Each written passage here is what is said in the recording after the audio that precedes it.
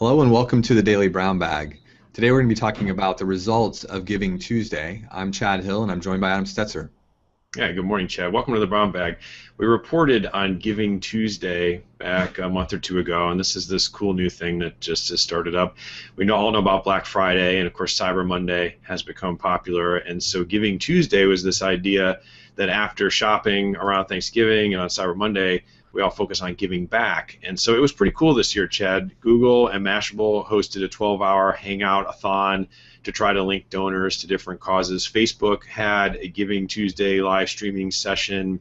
Twitter, of course, had their hashtag and a lot of activity. And apparently on Twitter, there were over 320,000 tweets with the hashtag Giving Tuesday. So it looks like on the social media side a bit of a success. I want to report some of the numbers here that are coming in from Blackbaud, a big supplier of software and services for nonprofits, and they said that donations were up over 90% on Giving Tuesday from the previous. Some of the numbers here are 19 million in online donations in 2013 compared to 10 million in donations in 2012. The average donation was also up per person. It was at $101 per person in 2012 and spiked to 142 in 2013. So it's kind of cool to see this social media movement taking hold, Chad, and I guess the discussion point is, will we see more of this? Are things like Giving Tuesday and the hashtag and the Facebook and the G Plus activity going to shift some of the power to nonprofits? We've obviously seen it exploited for commercial use, but will we see this trend continue?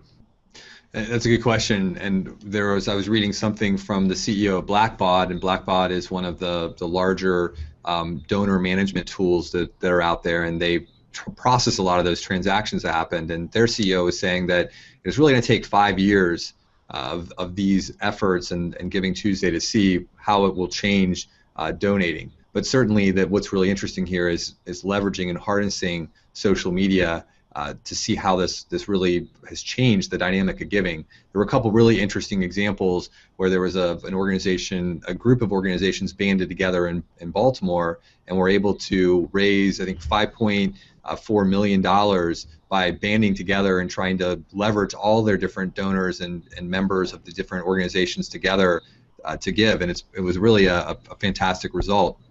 I think that the big thing here is that it gives, and we talked about this when we did this before, that it gives smaller nonprofits a way of being able to reach their audience more efficiently and cheaper than some of the bigger national charities. And that's really, I think, the big dynamic change here that has made that this Giving Tuesday and social media has done with online donations.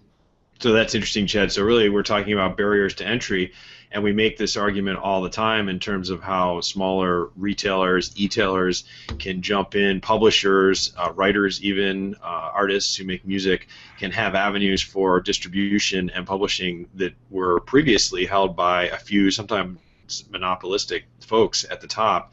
So this is sort of the promise of the internet. Now we've also seen competition heating up. So it's harder and harder to get into those spaces, but you can still do it if you know how to do it. And I also think this idea of Giving Tuesday is really cool just because it brings awareness to sharing and giving in a season that's otherwise dominated by shopping and consumption. So I think in that regard, it's also one of the promises of the internet.